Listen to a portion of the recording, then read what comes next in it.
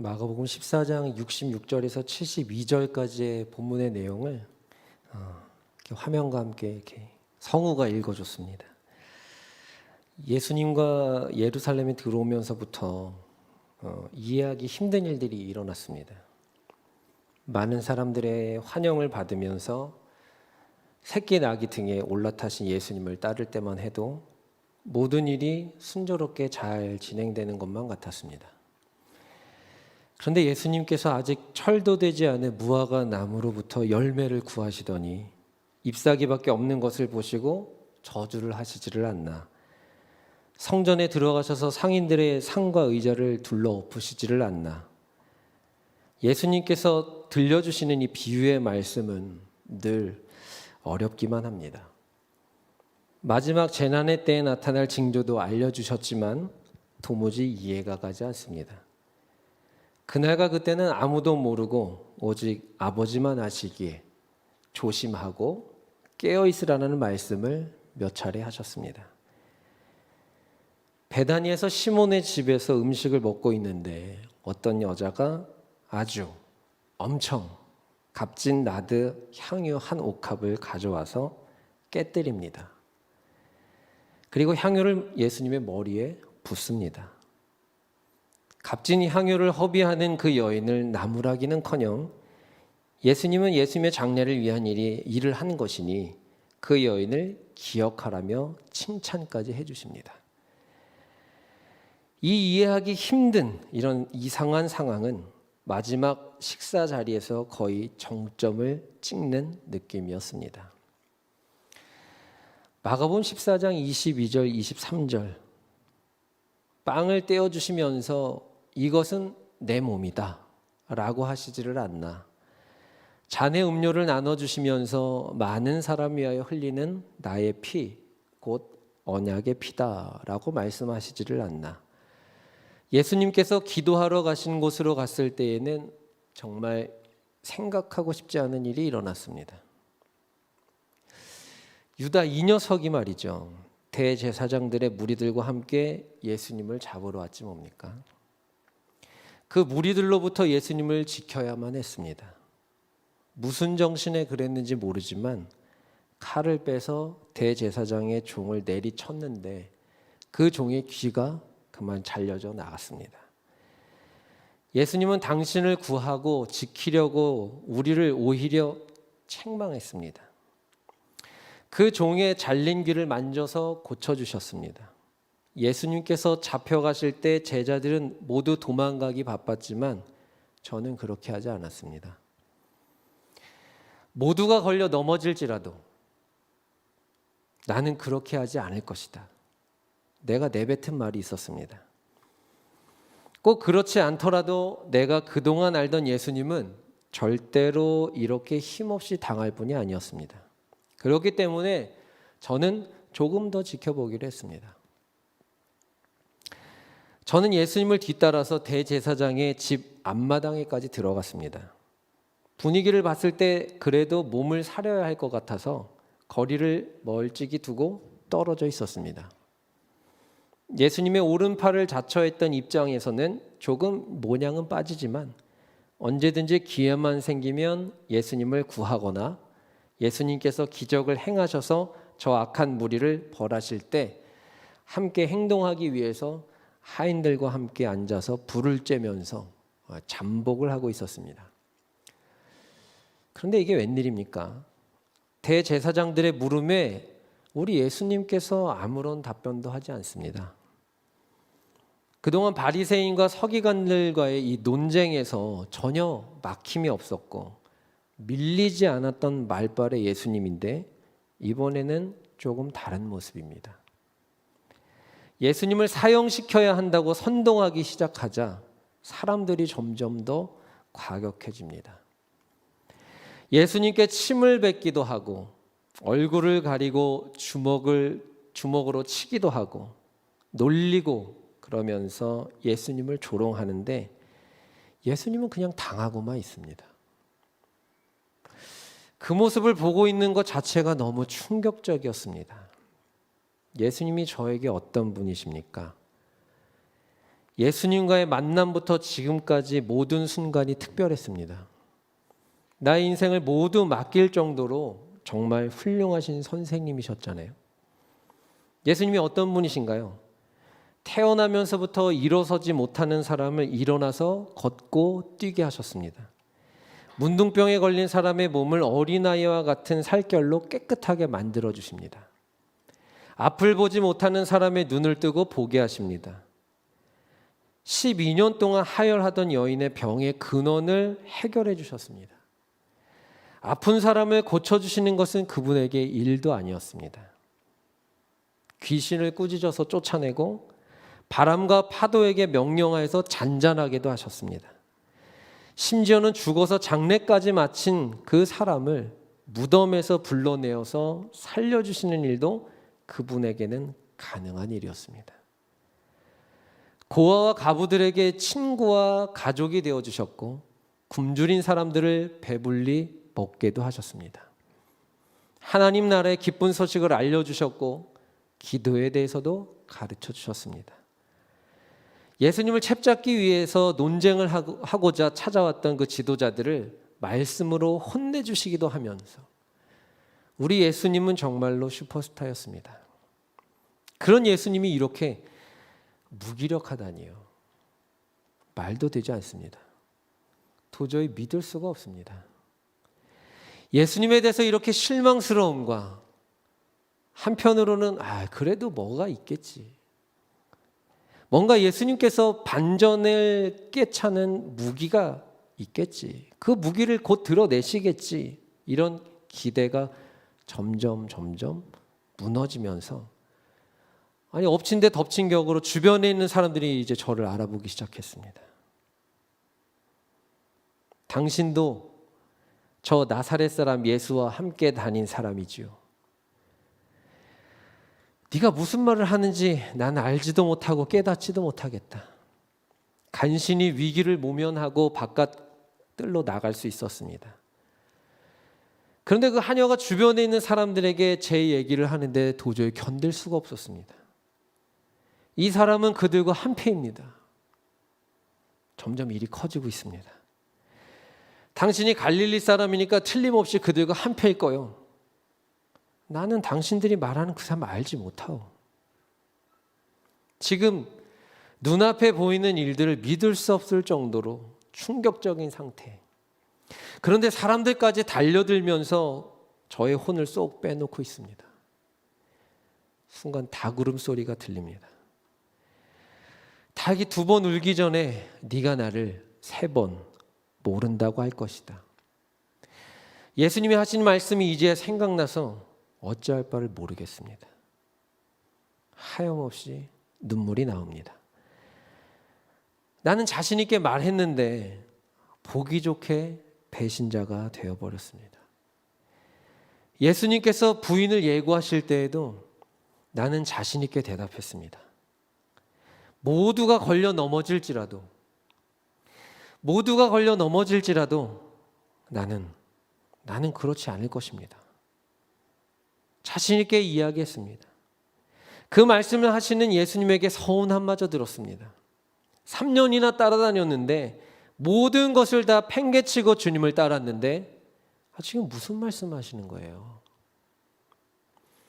내가 진정으로 너에게 말한다. 오늘 밤에 닭이 2번 울기 전에 네가 3번 나를 모른다고 할 것이다. 예수님께 정말 내 속을 보여드리고 싶었습니다. 그래서 강하게 말씀드렸습니다. 내가 선생님과 함께 죽는 날이 있을지라도 절대로 선생님을 모른다고 하지 않겠습니다. 내가 선생님과 함께 죽는 날이 있을지라도 절대로 선생님을 모른다고 하지 않겠습니다. 창피해서 죽고 싶을 심정입니다. 예수님의 얼굴을 쳐다볼 수조차 없습니다. 그렇게 자신 있게 큰 소리를 쳤는데 이 상황에서 내가 사랑하는 그분을 모른다고 하다니요. 예수님과 겟세마네에 갔을 때 자고 있는 게 아니었나 봅니다. 예수님께서 시몬아 자고 있느냐? 1시간도 깨어 있을 수 없더냐? 너희는 유혹에 빠지지 않도록 깨어서 기도하여라. 마음은 원이지만 육신이 약하구나. 지금 와서 너무 후회되고 죄스러운 마음입니다. 그땐 이런 일이 생길 줄 몰랐습니다. 이것이 핑계가 또 이유가 될지는 모르겠습니다. 주님 앞에 죄송한 마음입니다. 주님의 말씀을 외면했습니다. 그 뜻을 미처 깨닫지 못하고 저의 생각과 방법을 앞세웠습니다. 주님이 옳았습니다. 저는 주님을 모른다고 사람들 앞에서 부인했습니다. 학교에서, 가정에서, 직장에서, 내가 있는 곳에서, 특히나 요즘 같은 시대에는 눈치가 보여서 주님을 드러낼 수가 있어야 말이죠. 주님을 부인했습니다. 꼭 그렇게까지 안 해도 된다고 합리화를 시켰습니다. 내 방법과 경험을 의지하여서 깨어 있으라는 주님의 말씀을 외면했습니다. 다른 사람은 다 외면해도 저는 주님의 곁을 지키겠습니다. 이렇게 감히 자신 있게 자부했던 이 교만함도 이제는 용서를 받아야 할 것 같습니다. 여러분 요즘에 어떻게 지내고 계시나요? 제가 처음에 초청 멘트에서 여러분들에게 멘트를 했던 것과 같이 저는 이 고난주간, 부활주일 등등의 이 절기들이 자주 돌아오는 거, 매년 한 번씩 있는 거 불만이라 그랬잖아요. 좀 못마땅한다 그랬잖아요. 정말 사실이 그렇습니다. 정말 10년에 한 번씩 돌아오는 절기라면 이 부활주일이 지금과 같을까요?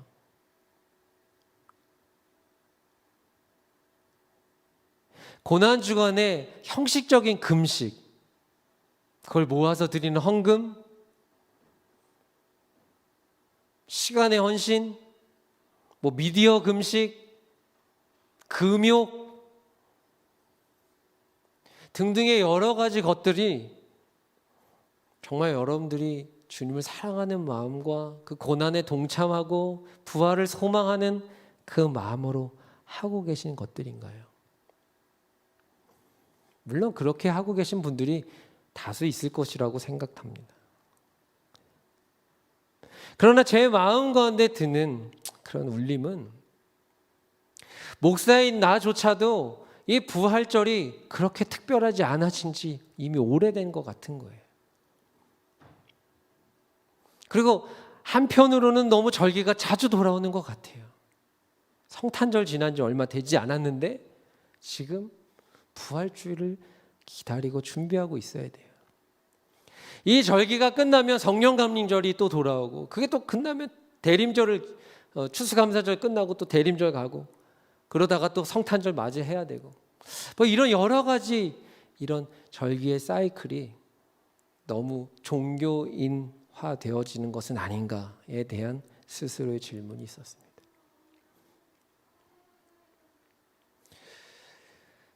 오늘은 종려주일입니다. 특별히 사순절의 마지막 일주일을 살아가는 한 주간이라고 말씀을 드렸습니다. 오늘 이 시간 우리는 주님 앞에 물론 이것도 어떻게 보면 형식적일 수도 있겠죠. 그러나 우리의 마음을 조금 다잡았으면 좋겠습니다. 제가 마치 베드로가 된 것처럼 그냥 베드로의 입장에서 이야기를 했는데요. 사실이 그렇습니다. 저는 베드로보다 더 합니다. 사람들 앞에서 예수님을 드러내는 것을 부끄러워했습니다. 그 십자가를 짊어지고 가는 것을 부담스러워했습니다.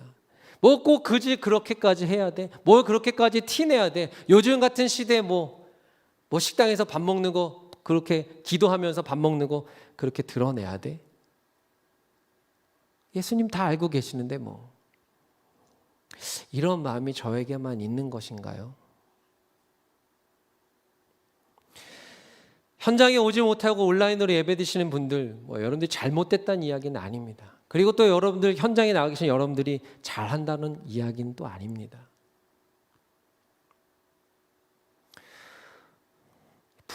부활을 기다리고 있는 이 시간에 저와 여러분들의 마음이 어떤지에 대해서 다시 한번 우리 하나님 앞에 내어놨으면 좋겠습니다. 시간 종이를 하나 나눠 드리는 것으로 알고 있습니다. 종이를 한 장 나눠 드릴 것입니다. 나눠 드리는 종이에 여러분들이 생각하는 그 죄와 그리고 이 베드로와 같은 마음이 혹시 찔림이 있으면 그 부분들을 좀 고백하는 시간이 있으면 좋겠습니다. 저희가 십자가라는 찬양을 같이 연주하고 부르고 고백할 건데요. 이 죄에 대한 것 한 가지도 좋고요. 여러 가지 지면이 허락되는 만큼 쓰셔도 좋은데요. 진실됨으로 해야겠죠, 물론. 이미 주님이 아시는데 뭘 다 적어요. 이렇게 생각하시는 분들도 있습니다. 부담이 되시면 안 하셔도 되고요. 귀찮으면 안 하셔도 됩니다.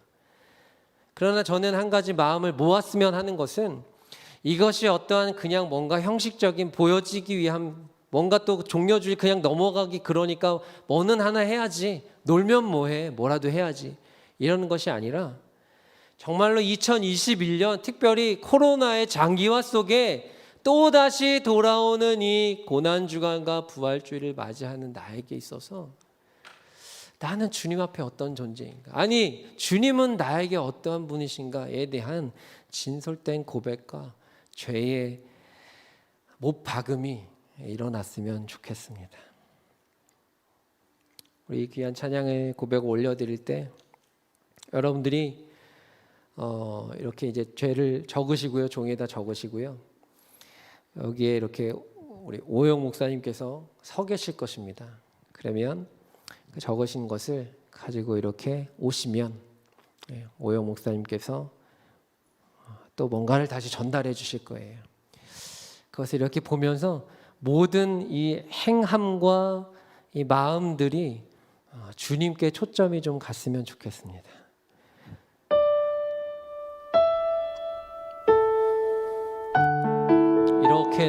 이렇게 나오셔서 목사님께 제출을 하시고 그리고 우리 예수님 이 얼굴 옆에 다시 내려놓으시고 자리로 돌아가시면 될 것 같습니다. 순서는 상관없는데요. 여러분들이 충분히 기도하시고 묵상하시고 그리고 정말 그 죄에 대한 떨림과 울림과 그 고백을 담아서 이 예식에 참여해 주시면 좋겠습니다. 그러니까 해마다 있는 것으로 하여서 습관적으로 하지 마시고 정말 주님과 나와 1대1로 그러니까 아까 영상에서 보셨는지 모르겠지만 3번 부인하고 예수님과 베드로가 눈이 마주쳤던 그 장면에 그 베드로가 나라고 생각하고 주님 앞에서 우리가 한번 우리 죄를 못 박았으면 좋겠습니다. 찬양 올려드릴게요. 십자가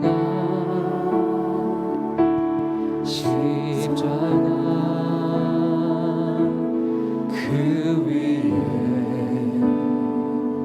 나 죽었네.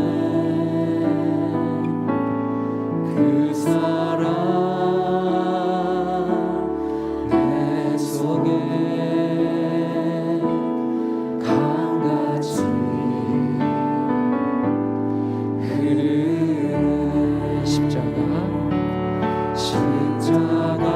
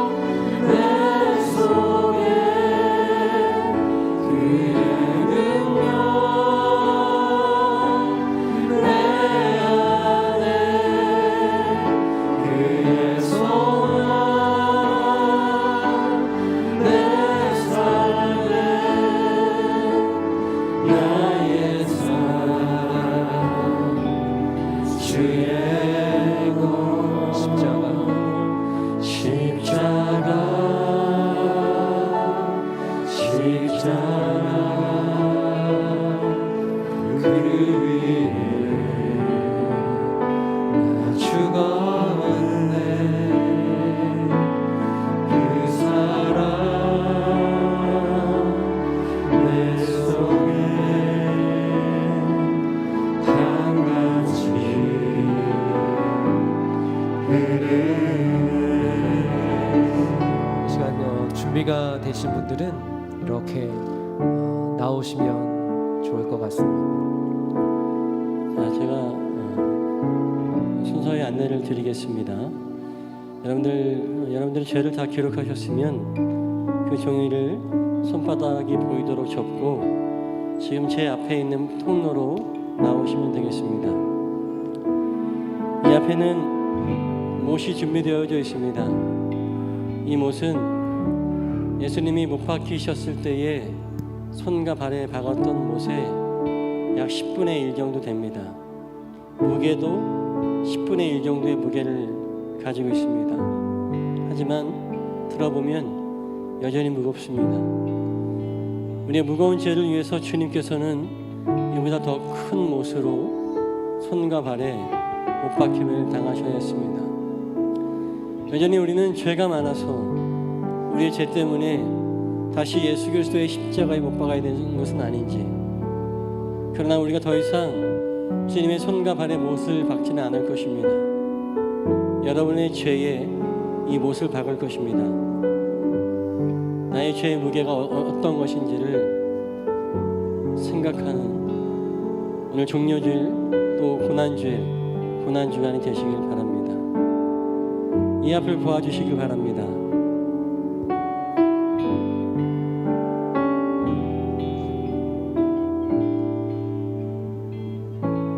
나의 죄는 예수 그리스도의 십자가에 못 박혔습니다. 아멘.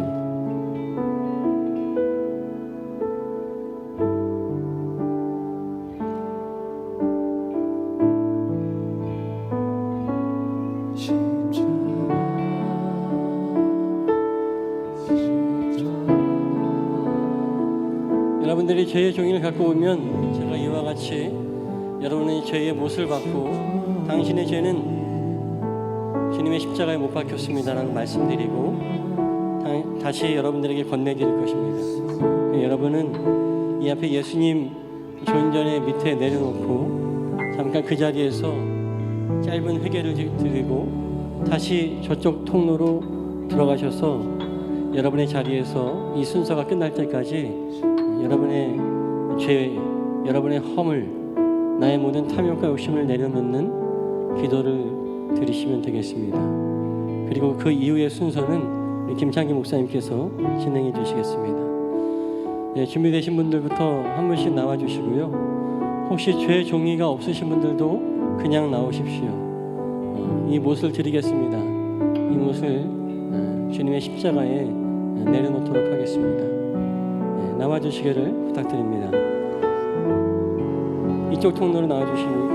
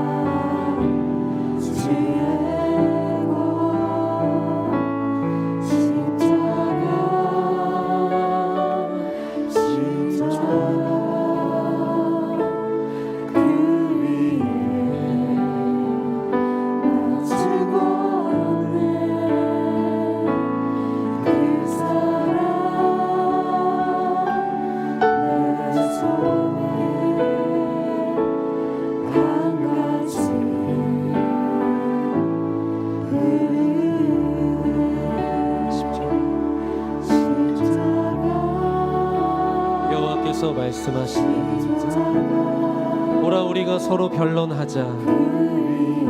너희의 죄가 주홍 같을지라도 눈과 같이 희어질 것이요 진홍같이 붉을지라도 양털 같이 희게 되리라.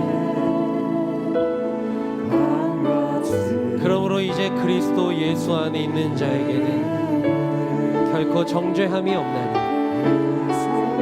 이는 그리스도 예수 안에 있는 생명의 성령의 법이 죄와 사망의 법에서 너를 해방하였습니다.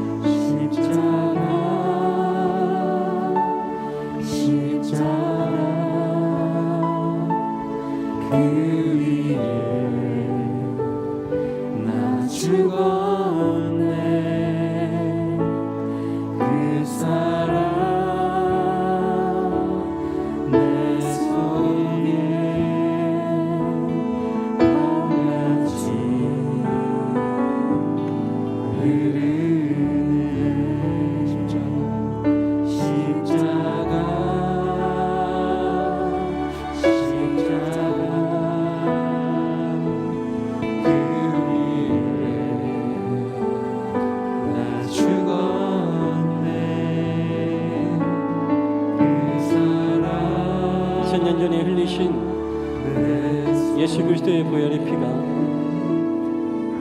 지금도 우리 가슴 속에 흐르고 있습니다.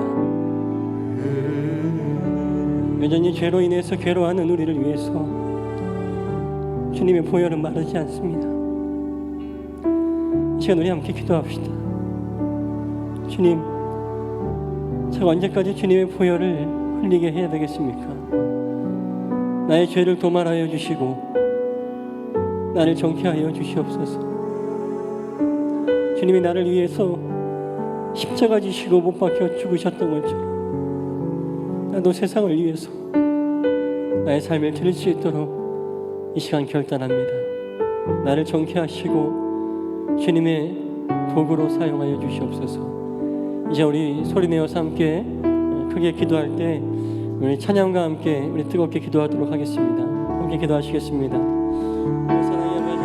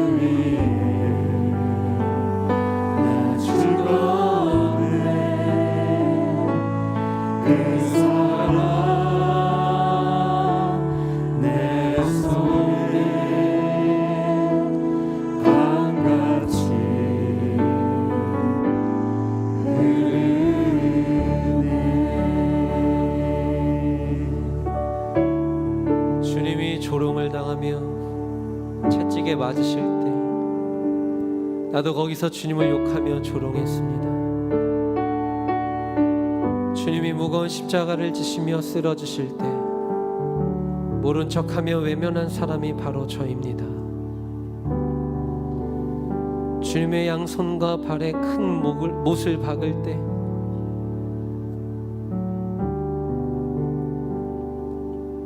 망치로 힘껏 내리쳤던 사람이 바로 저였습니다. 나를 위해 골고다 언덕에서 피 흘리시고 고통을 당하신 주님, 주님이 지신 그 십자가 이제는 제가 지고 가게 하옵소서.